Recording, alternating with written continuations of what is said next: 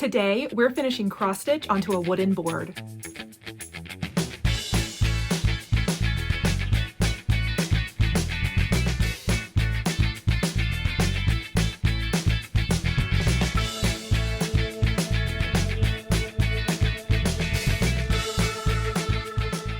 Hi everyone, and welcome back to Elizabeth Ann Can Stitch. In today's video, I'm going to be showing you how I mount finished cross stitch onto a wooden board to create a beautiful decor piece.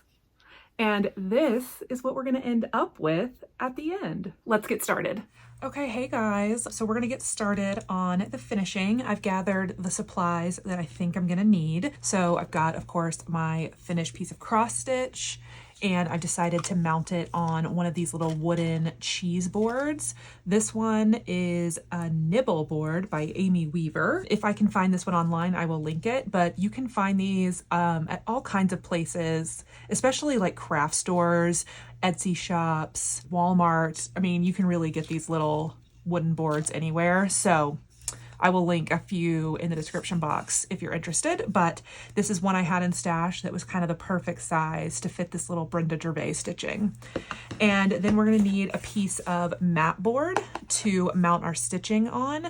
I like to buy the Canson brand art board, but pretty much any type of thick mat board will work for this. Then I like to use a little bit of cotton batting in my finishing, and my tacky glue. I've got scissors, something to cut my mat board with, and then I do have a whole pile of Christmas ribbons and trims for once I get everything mounted. Okay, let's get started. First thing I need to do is measure my artwork and see what I'm working with. And I'm just gonna use my clear quilting ruler. I like to write down all of the measurements as I go so I don't have to ever try to remember it. Is it like the faintest pen is better than the strongest memory? I don't know. Something like that. So I know how big my stitching is. I'm going to measure the surface of my board and then figure out kind of what size I want the mounted piece to be. Okay. So basically my board is about 3/4 of an inch bigger in each direction than my stitching, which makes it pretty easy. I'm basically just gonna kind of split the difference and mount my stitching so I have a little bit of the board showing so I can attach some trim and stuff. So, okay, now that I know what size I want the finished cross stitch to be mounted at, I am gonna get my matting board cut out.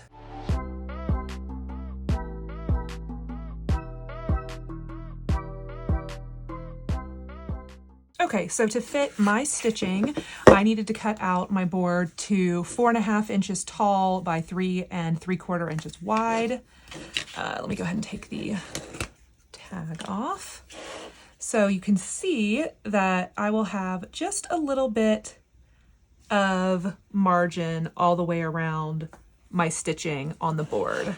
I'm just gonna kind of dry fit this and see if I like the extra margin or if I want to make it even of a tighter margin, if that makes sense. So I'm just looking from the front, kind of seeing where the edge of the board is. And so you can see, actually, I might go a little bit more narrow. Yeah. And then for the height, I could probably shave off a little bit of 1/8 of an inch there too.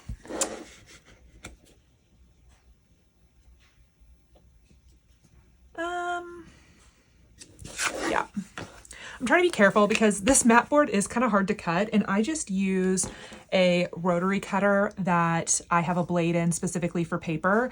I keep my quilting rotary cutter out of the way and only use this one, but this board is kind of thick, and I'm sure there's probably a better way to cut this, but you know, I use the tools that I have.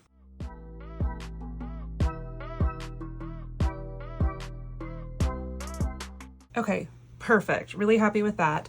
So next step is going to be to glue a piece of batting down to the front of my mat board. I like to use batting just to give a little bit of dimension and plushness, I guess, behind the stitching. I feel like it helps hide any threads or knots or anything that I have going on the back of my work, and it just looks a little bit more three-dimensional and nice when I have a piece of batting underneath my mounted stitching.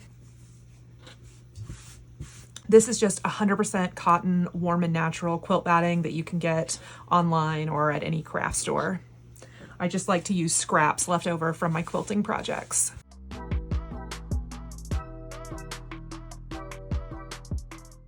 Okay, just a little thin layer of glue to get the batting stuck down.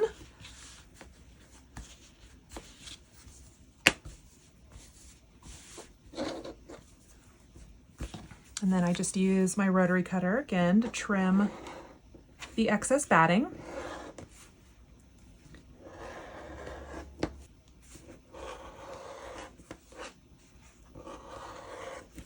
Okay, so this is what we're going to mount our stitching to. And I'm going to start from the front. Again, this is kind of a light fabric, so I'm able to see my mounting board behind my stitching. And I'm just going to try and get everything centered, width-wise and height.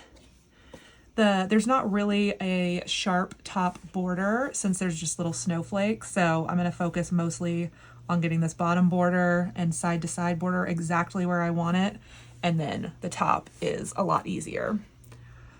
So I like how it's looking. I'm going to carefully flip it upside down. And I'm actually going to take a little bit of the excess fabric off. This is a small piece, so I don't want too much extra fabric to have to glue down and keep down. So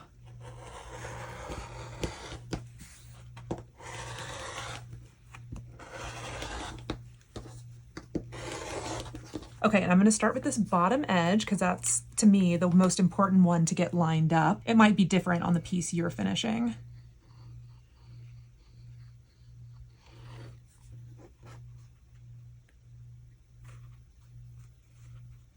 And the really good thing with this tacky glue is that it does not dry right away. You have some play and some wiggle room to adjust things. So now that I have that bottom in place, I'm going to flip it over and I'm going to check to see that my sides are pretty even. I can see I'm a little close on this side, so I might just tug things down. Okay.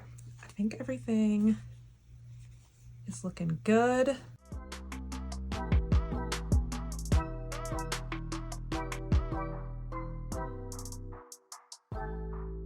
Okay, and now we will do the sides. On the sides, I try to tuck my ends in like a present, and then I lift up. Oops. Sometimes it would be helpful to have 3 hands or 4 hands while doing this, but just kind of use my fingers to pinch and pull and press. Pinch, pull, and press. The finisher's mantra. There's like a little bit of lumpiness here, but I'm gonna get the other side done and then I'm gonna show you how I smooth everything out. Pinch, pull, and press. I'm gonna repeat that to myself every time I'm doing this from now on. Okay, so I can see I'm a little off center right here. So what I'm gonna do is I'm gonna use this finger to pull the fabric this way, and I'm gonna use this finger to pull the fabric this way to kind of slide it exactly where I want it. And that is the good thing about using this tacky glue, because you can move it for a little while.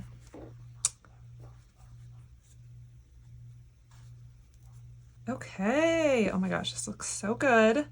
So what I'm gonna do is I'm gonna trim any loose threads that are close to the edge here so they don't poke out of our finished object. And let's see how it's gonna look on the board. Oh, it's gonna be so cute. Okay, so now here is where you kind of wanna think about if you want to add any trim. So I've got a couple of different trims to show you.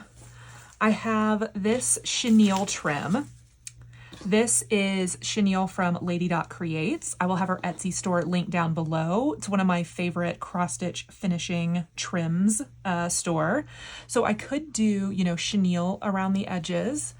I also have some pom-poms from Lady Dot Creates that could be put, you know, around the edge, which, ooh, that's really cute.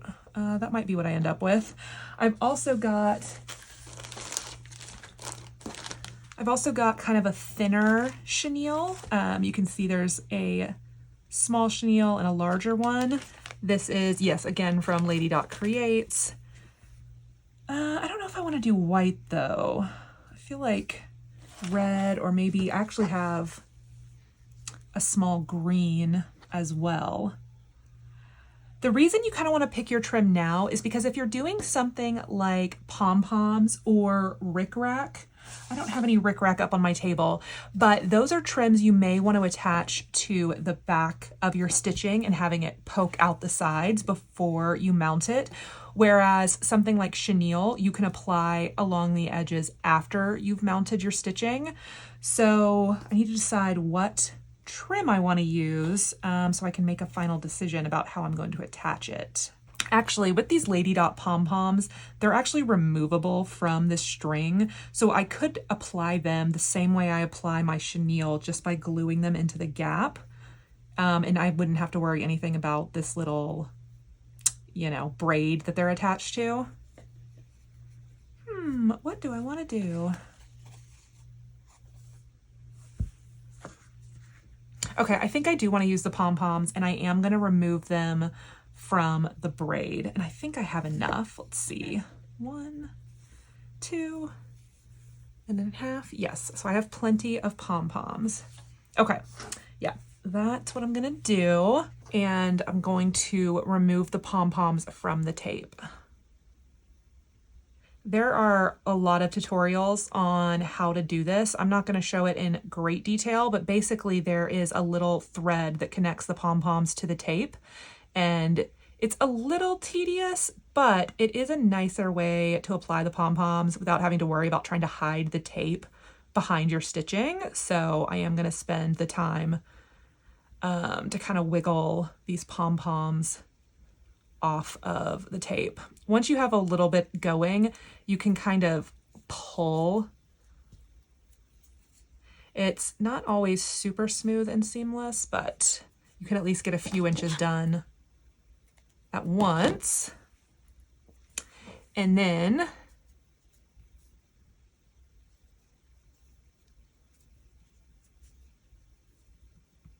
yeah, you'll see I've got, you know, a little chunk of the pom-poms. So let me spend a few minutes doing this, and I'll be right back.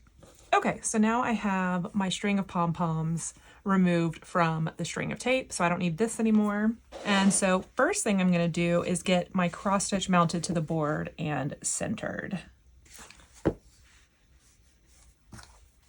gonna make sure I have the top up at the top so I don't get confused about what direction I'm mounting it.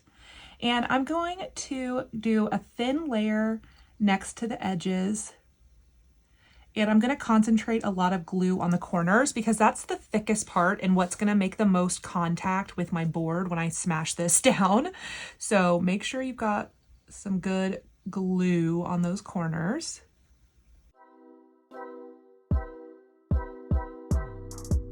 So now I'm going to flip this over and get it centered.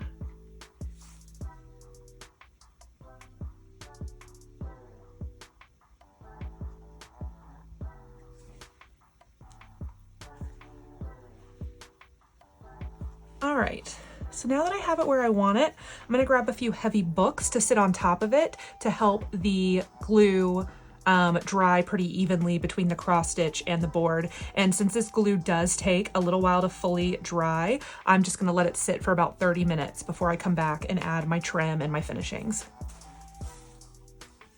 Okay, let that sit for a minute. Okay, feeling nice and secure. So now I am going to add my trim. And I'm going to start and end my trim down at the bottom to hide the seam as best as possible. And it could not be simpler. All I'm going to do is run a bead of glue in this little gap between my stitching and the edge of the board. And there is this kind of bottom edge to the pom-poms, and I'm just going to shove that bottom edge into the glue and wrap myself all the way around. Another reason I like the tacky glue is because it dries clear. So I'm going to apply a very thin coat, but if I'm, pushing my pom-poms in place and a little bit oozes, never fear, it'll dry clear. I'm creating all kinds of t-shirt slogans in this episode. So yeah, let me get started. I also in particular love this version of the sticky glue or the tacky glue because it stands upright, so it's kind of always ready to be squeezed. Sometimes it gets a little clogged and I'll shove a pin in there, but it's pretty handy. So I'm going to start in the center and just run a little bit of glue. I'm going to just turn the corner.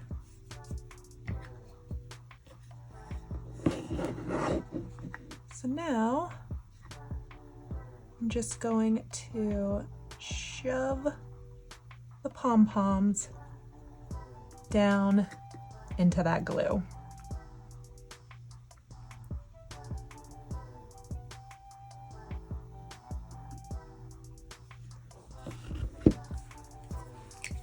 Easy peasy. So I'm just going to continue that all the way around.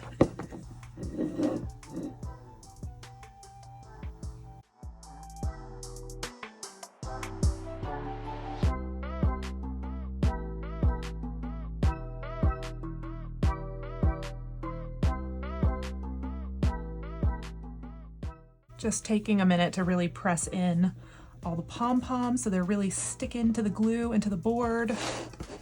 And now we've come to the last side. So before I put any glue down, I'm going to stretch my little pom-poms around and see exactly what the last pom-pom is. So I'm going to cut right next to it, and I'm going to put a little bit of glue on the end of it just to seal the edge, and it will, dry clear, like I keep saying. So we get a line of glue down.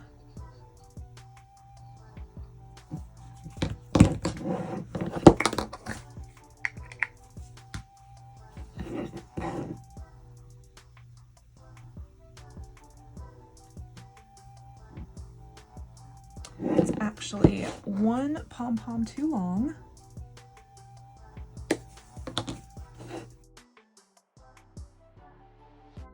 Oh my gosh. This is so cute. I love this. Oh my gosh. Okay. So I could leave it as is, and I'm tempted to do so, but I do have some kind of cute little things that I could add on as like a little bow or hanger up here. So I'm going to play around with it and see if there's something else I want to add.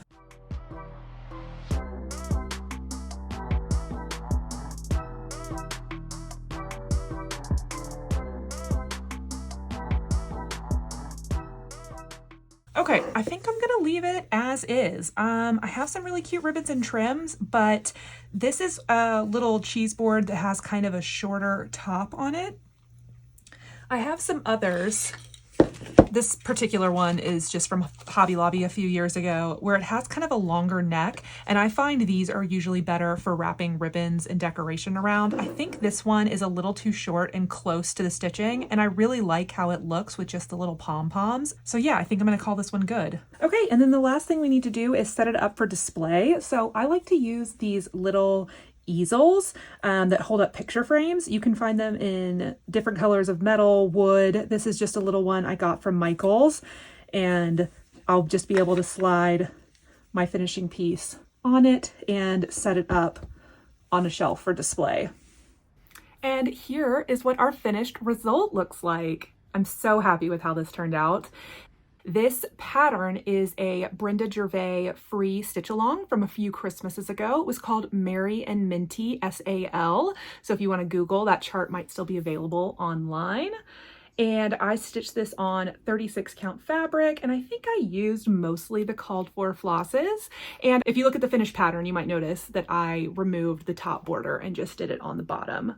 Really happy I had a board that was just the perfect size for this piece, and really happy to have this set out with all the rest of my Christmas decorations this year. I will have all the supplies I used linked down below, including a few places where you can find these wooden boards for cross-stitch finishing. Otherwise, if there's any questions or something I didn't cover, please let me know in the comments and I'll get back to you. Thank you guys so much for watching, and I'll see you in the next video.